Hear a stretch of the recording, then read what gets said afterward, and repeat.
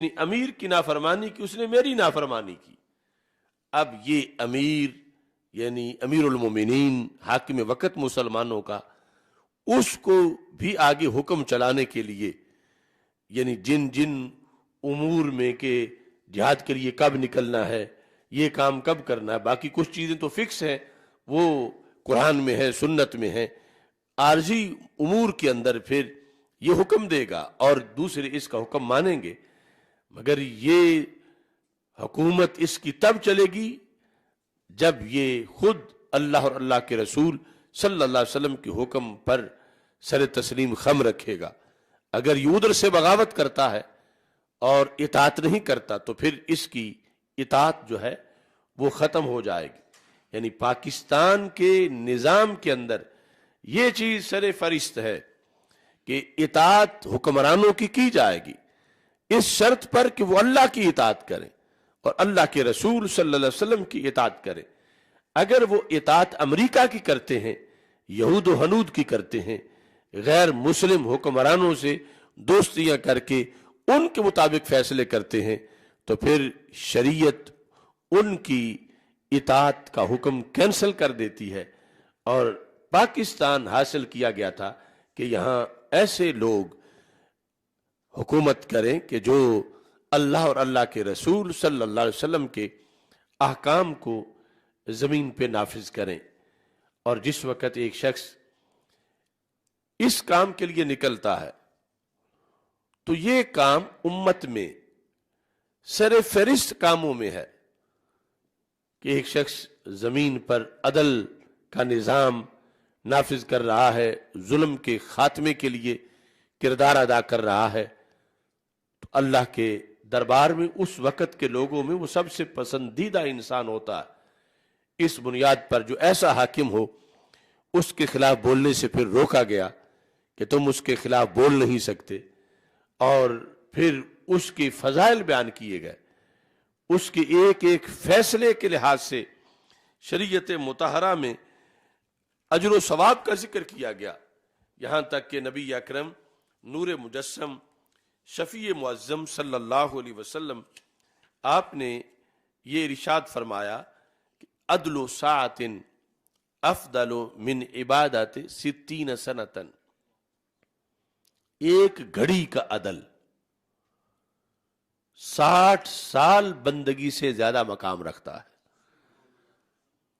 اب عدل کی روزانہ ڈیمانڈ ہے، عدل کی ہر وقت ڈیمانڈ ہے، عدل کی روئے زمین پر نظام کے اندر سب سے بنیادی ڈیمانڈ ہی عدل کی ہے۔ گلی گلی میں عدل، شہر شہر میں عدل، ہر طبقے میں عدل۔ تو اس عدل کی بنیاد پر نبی اکرم نور مجسم شفیع معظم صلی اللہ علیہ وسلم نے امت مسلمہ کا جو نظام ہے اس کی بنیاد رکھی، اور جب اس کی خلاف ورزی ہوتی ہے تو پھر ویرانیاں آتی ہیں۔ یعنی پاکستان کی خوشحالی اور باقی ملکوں کی خوشحالی یعنی جو غیر مسلم کنٹریز ہیں ان میں زمین و آسمان کا فرق ہے۔ جس طرح اب یہ سمجھ لیں کہ کچھ کام کچھ لوگوں کی ریفریشمنٹ ہے اور ہمارے ہاں وہ حرام کاری ہے۔ کچھ لوگ عریان ننگے ناچ رہے ہیں اور مرد و زن، تو یہ ان کی تفریح ہے، یہ ان کی خوشی ہے، اور ہمارے ہاں یہ شریعت سے بغاوت ہے، اللہ کے عذاب کو دعوت دینا ہے۔ کچھ لوگ وہ اسے اپنا کلچر کہہ رہے ہیں، جبکہ ہمارے نزدیک اس پر اللہ کی طرف سے عذاب آنے کا خطرہ ہے۔ اس بنیاد پر اوروں کے نظام اور پاکستان کے نظام میں زمین و آسمان کا فرق ہے۔ ہمارے آقا صلی اللہ علیہ وسلم ارشاد فرماتا ہے یوم من امام عادل افضل من عبادت 60 سنتن۔ پاکستان میں نظام ایسے بندے کے ہاتھ میں ہونا چاہیے کہ جس کا ایک دن 60 سال کی بندگی سے بڑا مقام رکھتا ہو. حد یقام فی الارض بحقہ ازکی فیہا من مطر 40 یوما. اب بارش نہ برستی ہو، قحط پڑا ہوا ہو، ہر چیز بھسم ہو رہی ہو، جانور مر رہے ہوں، اور فصلیں سبزہ سب ختم ہو رہا ہو، تو بارش ہو جائے تو اس سے کتنی ہریالی، کتنی خوشحالی آئے گی. ہمارے آقا صلی اللہ علیہ وسلم فرماتے ہیں جب ایک شرعی حد نافذ کی جاتی ہے، مثلا چوری کی بنیاد پر چور کا ہاتھ کاٹا گیا، زانی پر حد لگائی گئی، شرابی پر حد لگائی گئی، تطہیر کی جا رہی ہے، یعنی معاشرہ اس میں یہ نظام ہے کہ حدود اس کے اندر نافذ ہوتی ہیں، تو میرے آقا صلی اللہ علیہ وسلم فرماتے ایک حد کو نافذ کرنے سے جو برکت آتی ہے وہ 40 دن کی بارش سے زیادہ ہوتی ہے. ازکی فیہا من مطر 40 یومن، یعنی 40 دن کے راتوں کو بارش ہو، پھر صبح سورج نکلے دھوپ، پھر رات کو بارش ہو جائے، پھر دھوپ نکلے. اب اس سے کتنی ہریالی آتی ہے، کتنی خوشحالی ہوتی ہے. تو میرے آقا صلی اللہ علیہ وسلم فرمایا جو میں نظام دے رہا ہوں انسانی معاشرے کے اندر، جب اس نظام پہ عمل ہوتا ہے بدی کو روکنے کے لیے، برائی کے خاتمے کے لیے، بظاہر ایک سخت چیز ہے لیکن اس کے اندر کرم کتنا ہے. فرما ایک حد جب قائم کر دی جاتی ہے تو وہ 40 دن کی بارش سے زیادہ اس میں اللہ کی طرف سے برکتوں کا نزول ہوتا ہے. یعنی یہ ہے نظام پاکستان جس کے پیش نظر یہ ملک حاصل کیا گیا تھا کہ اس کے اندر جرائم کا خاتمہ ہو، کہ حدود نافذ ہوں، اور حدود نافذ اس نظام میں ہے جو نظام مصطفیٰ صلی اللہ علیہ وسلم ہے. ورنہ دوسرے تو ان کو کبھی معاذ اللہ وحشیانہ سزائیں، اور کبھی کچھ کہتے ہیں، کبھی کچھ کہتے ہیں، اور جرائم دوسرے نظام خود پیدا کرتے ہیں. اور نبی اکرم نور مجسم شفیع معظم صلی اللہ علیہ وسلم نے جس شخص نے یہ نظام قائم کرنا ہے اس کے لیے پھر اس کی فضیلت بیان کی، اس کے لیے دعائیں کی. سیدہ عائشہ صدیقہ رضی اللہ تعالی عنہا اور دیگر صحابہ کرام بالخصوص حضرت ابو ہریرہ رضی اللہ تعالی عنہ روایت کرتے ہیں، کہتے ہیں لعمل العادل فی رعیتی یوم واحدہ، رعایا میں جو بادشاہ ہے وہ ایک دن رعایا کی خدمت کر رہا ہے، ایک طرف اس کا کام ہے جس کو بظاہر آج کے لوگ سیاسی کہہ دیں گے، لیکن وہ شرعی امام ہے، اس کا یہ کام رسول پاک صلی اللہ علیہ وسلم فرماتے ہیں افضل من عمل العابد فی اہلہ 100 عام. محض عابد اپنے گھر میں 1 صدی بندگی کرتا رہے، اس سے اس حاکم کا ایک دن زیادہ مقام رکھتا ہے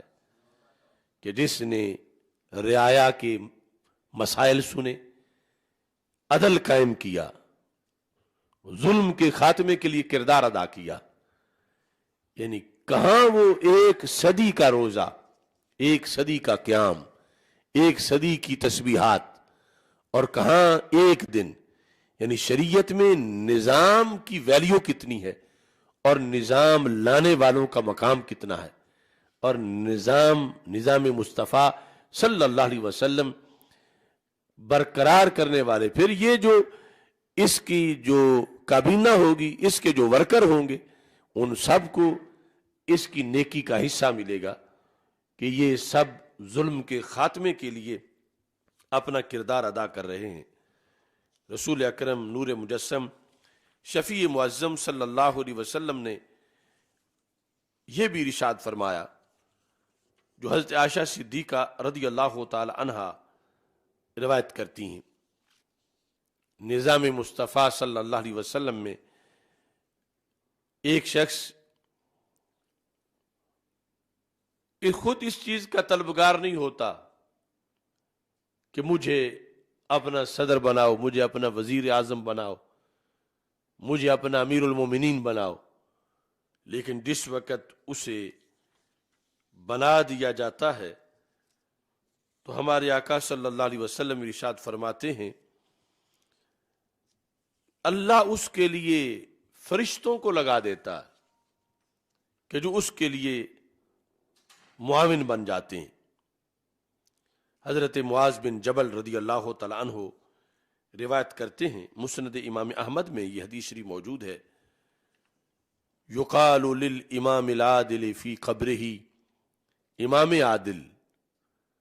یہ جو منصب غیب ہے امت میں سے، امام عادل کہ جو ہو زندہ لوگوں میں اور زمین پر اللہ کا نظام نافذ کرے، یہ جب دنیا سے جاتا ہے تو اسے قبر میں کہا جاتا ہے ابشر فإنک رفیق محمد صلی اللہ علیہ وسلم، کہ تو خوش ہو جا کہ قبر میں تو تنہا نہیں رہے گا، تجھے برزخ میں بھی رسول پاک صلی اللہ علیہ وسلم کی رفاقت ملے گی۔ فإنک رفیق محمد صلی اللہ علیہ وسلم۔ اور دوسرے مقام پر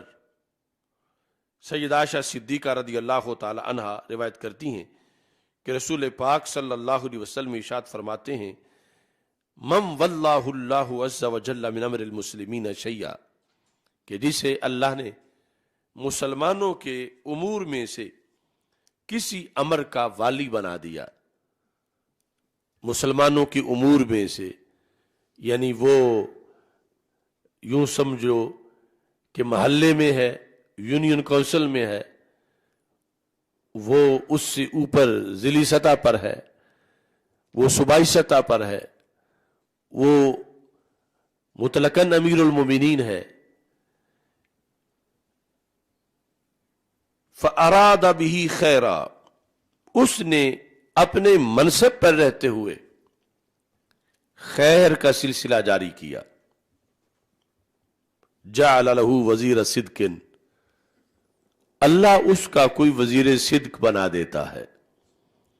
فَإِن نَاسِيَ ذَكَرَهُ وَإِن ذَكَرَ أَعَانَهُ، اگر یہ بھول جائے تو وہ وزیر اس کو یاد کراتا ہے، اور اگر اسے یاد ہو تو وزیر اس کا معاون بن جاتا ہے۔ یعنی اس میں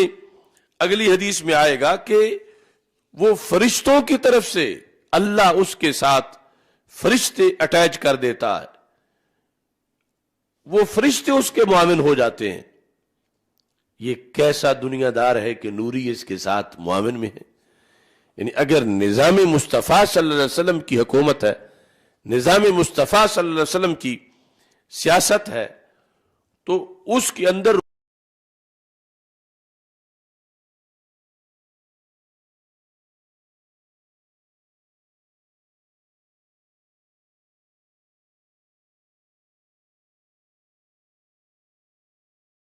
یأمرہ بذات اللہ فیطیعہ،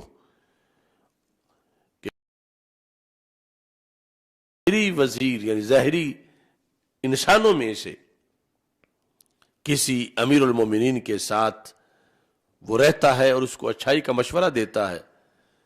تو رسول پاک صلی اللہ علیہ وسلم نے فرمایا کہ اس سے بڑا اجر کسی کو نہیں ملے گا جتنا اجر اس وزیر کو ملے گا۔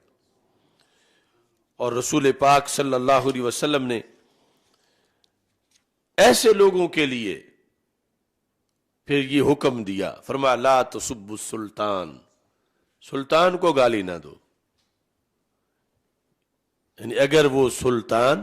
نظام مصطفیٰ صلی اللہ علیہ وسلم کا حکمران ہے، اگر وہ سلطان اللہ اور اللہ کے رسول صلی اللہ علیہ وسلم کے حکم پر اس نے سر تسلیم خم کیا ہوا ہے، تو پھر اس کی یہ پرسنالٹی ہے کہ سرکار فرمانے سے گالی نہ دو۔ ظاہر ہے کہ اگر وہ بغاوت کرے گا دین سے، پھر تو ہو سکتا ہے ایسے مقام پر بھی پہنچے کہ اس پہ لعنت کی جائے، لیکن جب دین کے وہ تابع ہے تو پھر شریعت نے اس کو اولی الامر کہہ کر ایک تو اس کی اطاعت لازم کی، پھر یہ کہ اس کا ایک دن 60 سال کی بندگی سے افضل ہے، پھر 1 صدی سے افضل ہے، اور پھر قبر میں وہ رفیق محمد صلی اللہ علیہ وسلم ہے،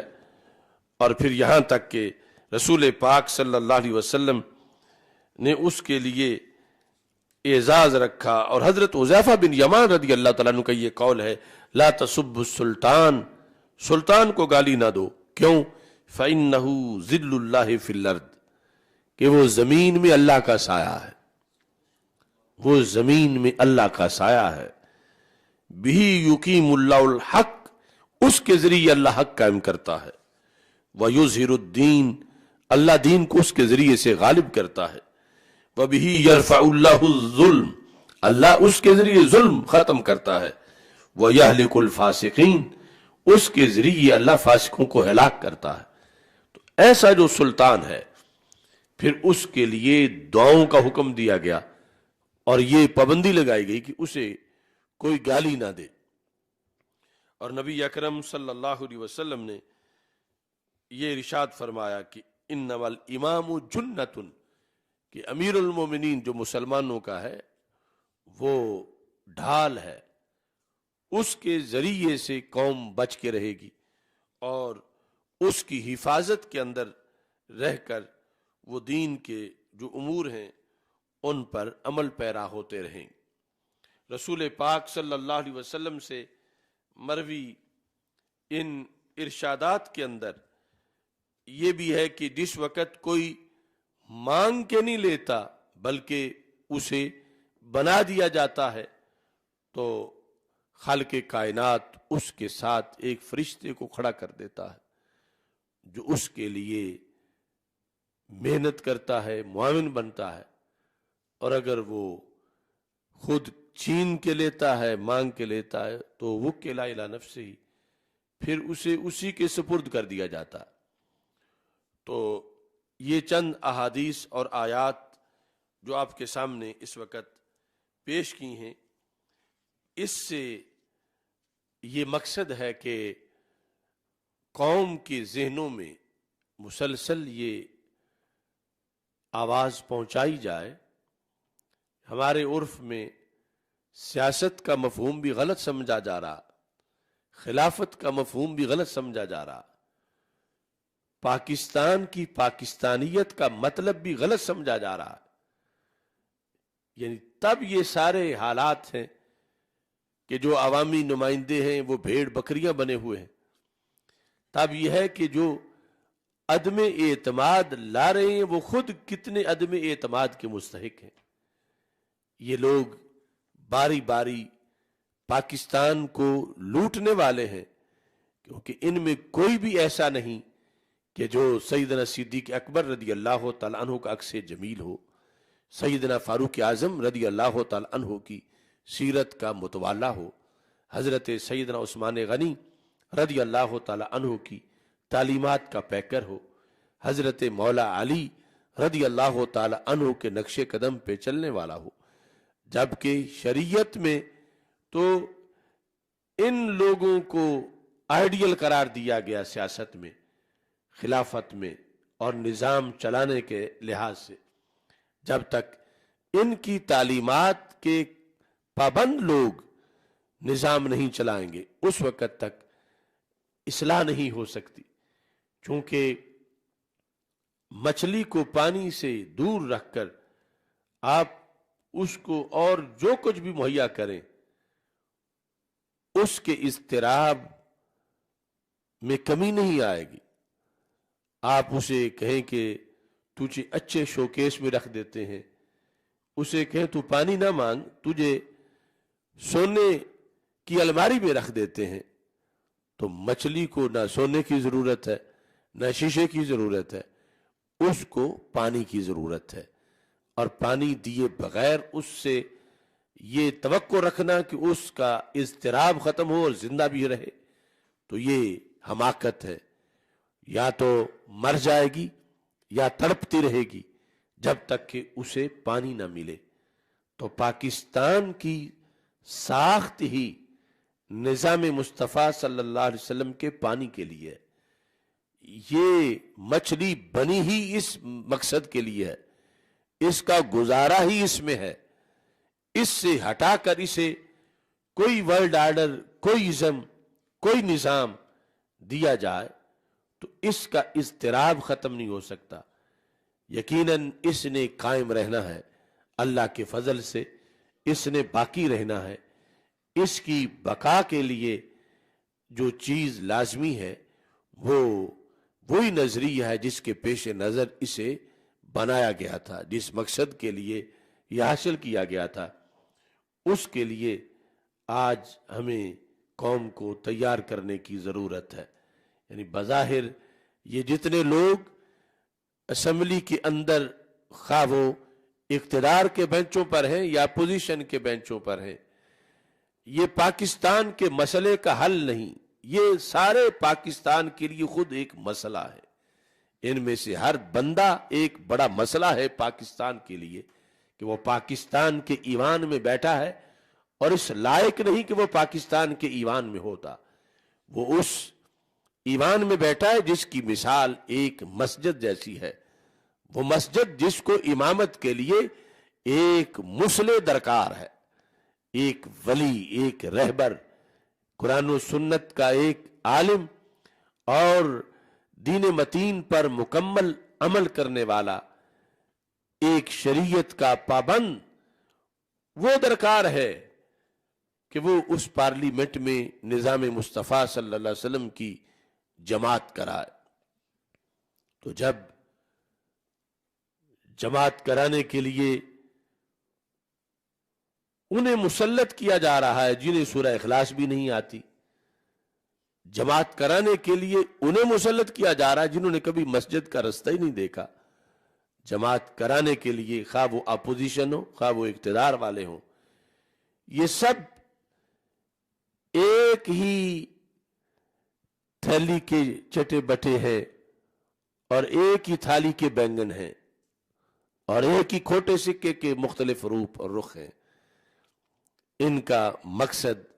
صرف مفادات، وہ کسی طریقے سے حاصل ہوں، ان مفادات کا تحفظ، ان کے لیے باریاں بنانا، ان کے لیے تانے دینا، ان کے لیے اختلاف کرنا، ان کے لیے متحد ہو جانا، ان مفادات کے لیے کبھی کسی کو دشمن بنانا، انہی کے لیے پھر اس کو دوست بنا لینا، ان مفادات کے لیے کبھی کسی کو گدھا کہنا، ان مفادات کے لیے پھر اس گدھے کو باپ کہنا. یہ ان سب کا مشترکہ عمل ہے جس سے ان میں کوئی بھی مستثنا نہیں. اور جو مذہب کا نام لے کر بیٹھے ہیں ان کے ساتھ، وہ ان سے بھی بدتر ہیں کہ انہوں نے، چلو یہ تو ہے کہ یہ دنیا دار ہیں، یہ گندے ہیں، اور وہ دین کا نام لے کر تجارت کر رہے ہیں اور دین کا نام لے کر ایک گندی دنیا داری کر رہے ہیں. تو پاکستان کی پاکستانیت مطالبہ کر رہی ہے اہل وطن سے کہ پاکستان کے نظام کی خاطر امریکہ، برطانیہ، کیمبرج، آکسفورڈ، وہاں کے کیڑے مکوڑوں کی ضرورت نہیں. پاکستان کا نظام قرآن میں ہے، سنت میں ہے، فقہ اسلامی میں ہے. صرف اچھے کردار اور عقیدہ والے لوگ جو ہیں وہ درکار ہیں کہ جو یہ فیصلے